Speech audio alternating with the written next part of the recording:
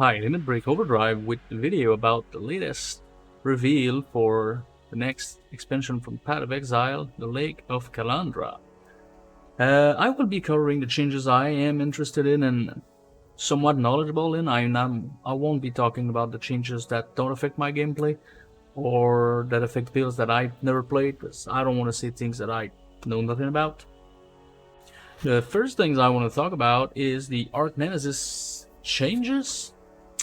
Rares are being made more rare and harder to kill, but with better reward, somewhat similar to what they were given during the Arch Nemesis League. This could be either good or bad. It depends on how it's balanced and how strong the monsters are and their rewards and whatnot, because we know GGGs sometimes overtune monsters, not to say always. So wait and see, but this could be actually a good change.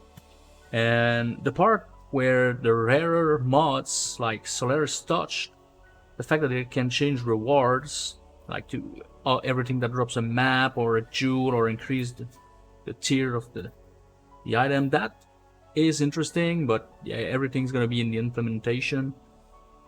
So we'll have to test it and see for ourselves. And the changes to the annoying mods for magic monsters they are actually good, like Sentinel won't be as much of a pain, for example. So that I'm somewhat happy. I would say it was a good change on that part. I would just want to quickly talk about the new skills gems and the one support gem that were announced. They're pretty much uninteresting for me. These are not melee skills, and I play mostly melee, if not only melee. And there's two more lightning skill gems, as if there was not enough. So, I mean, the most interesting one, in my opinion, is Lightning Conduit, like the one that spawns pillars of lightning on top of monsters. This looks interesting, but again, I'm not really interested in these skills. Just wanted to mention them. New skills is always good because some people enjoy them, so that's good. And I wanted to talk about the Beyond mechanic. I'm really hyped for the way it's gonna be working now. I might actually invest in the passive tree to get Beyond as much as I can. The way the monsters and the bosses spawn seem more interesting, and the tainted currency is making a return, so pretty nice changes so far. And the last league mechanic that is being changed is Harvest, and I gotta say I'm pretty happy with the Harvest changes. In fact, in my opinion, they're just amazing. Getting juice like currency that you can just spend in one go whenever you want, and choosing which reforge or which craft you want instead of always finding reforged fire if you want reforged physical, for example. This is amazing. And the fact that Ochabi and tier 4 seeds are going to be like more frequent, you're going to see more of them, so you probably will get some of the special juice required for stronger recipes. So that's fine as well. The only thing I'm not sure about is whether or not we're gonna keep the divination card Gamba. I really enjoy these, even though most of the times I would lose the card, but it was still fun. Because currently you can't do that in your hideout, because no items can drop on the ground in your hideout. They're getting destroyed. And they kinda need to drop, so maybe they change the UI for that and you just get it inside the panel. We'll see, but I would really like them to stay. But overall, Harvest changes pretty much needed, and good job, GGG. Now, speaking of the currency changes, this is the only negative thing for me of all the reveal, and I don't really know why they did one of these things. First of all, the fact that Exalted Orb now are used mostly just to augment a rare item with an additional modifier is not that bad. I mean, they're probably going to be used still for one or two crafting bench recipes like physical damage, unless it's still Divine Orb, but yeah, it's not that bad, since Divine basically takes its place for the meta crafts. But we don't have a recipe for Divine Orbs anymore, meaning you can't sell a 6 thing to get a Divine, and this in fact, in my opinion, is a really bad change. The reason is, before we had a recipe for Exalted Orb, but we were getting like 2 shards for a full set of influenced items, so it was never worth. But we were never really exalting an item anyway, so its only use was for meta crafts. so it was okay. But Divine, we like using them to divine unique items. Let's say you get a Timeless Jewel, you put it in your tree, not quite the stats you want, you're doing strength stacking, and yeah, you're not getting enough strength. So you divine it, and you could reroll many times before getting the jewel that was good enough to use. But now, divines are used for metacrafts as well, and you can't even get them with recipes. So in my opinion, it's too much. They're gonna have to give us a recipe, or I don't know, find another solution, because divining and metacrafting with a rare currency that doesn't have a recipe is not really a good idea in my opinion. And following that, we got two nerfs. And the first nerf is the Bestiary Divine. They no longer exist. You can't reroll an item as the modifier's value with Bestiary, so I assume we're losing that for Harvest as well, but I haven't read anything about that, so let me know in the comments if it's still in the game or not, if you know, because I might have missed that. And Leon research has been changed. You no longer get Exalted Orbs with Leo. You get another shit that's gonna be on the screen right there.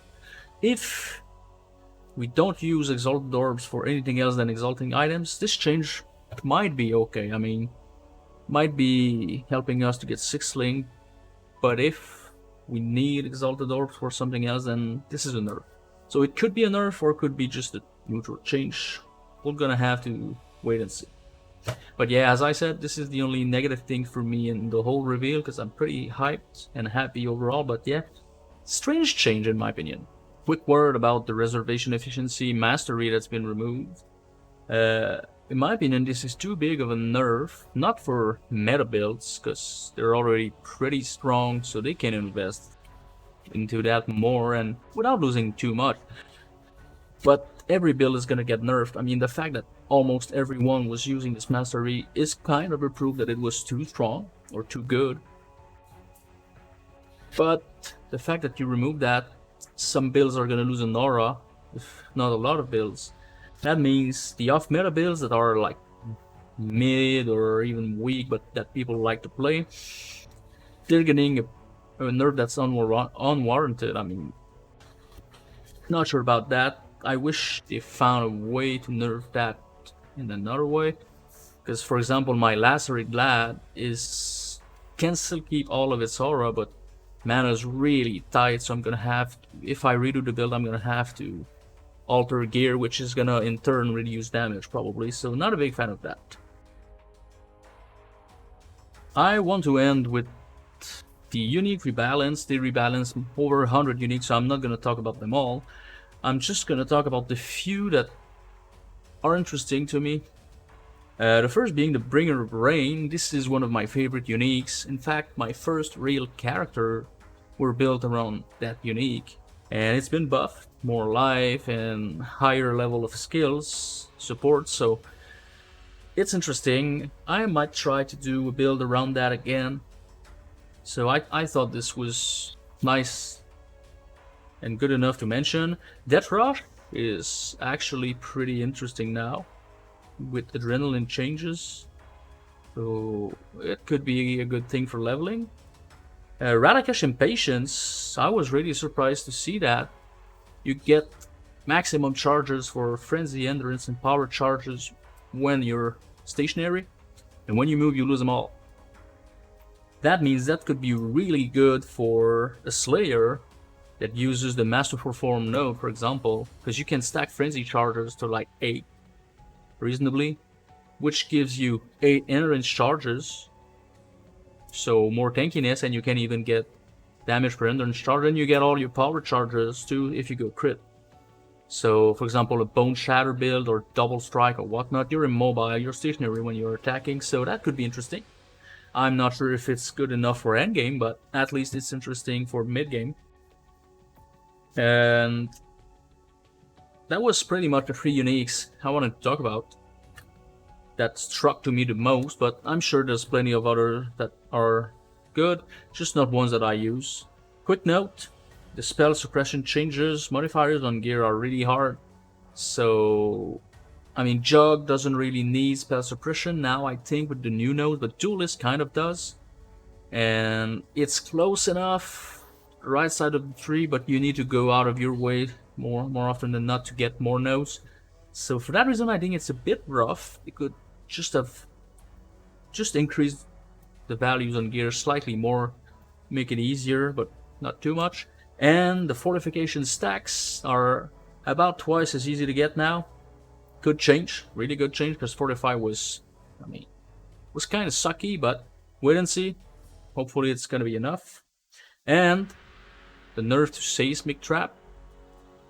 My opinion, I'm not a big seismic trap professional, but in my opinion, it's still gonna be playable, but probably not the best in slot skill now. I thought it would be still meta, not sure anymore. So we're gonna have to wait and see if Ben and Ziz and these kind of people play it. But yeah, it got hit pretty hard with the brittle change for the crit version. This one is affecting the poison version as well, plus the cooldown, so got hit hard, so it's shifting the meta probably. And last but not least, the Juggernaut Ascendant, she changes. The new Unbreakable node seems strong, because 8% of your armor is gonna mitigate damage for elemental hits, and spells count as hits unless they're damage over time. Like Shaper Beam, I think, is only damage over time, so doesn't reduce damage for that, but it's still pretty cool. Not quite spell suppression, but close enough, I think, so it's gonna be interesting.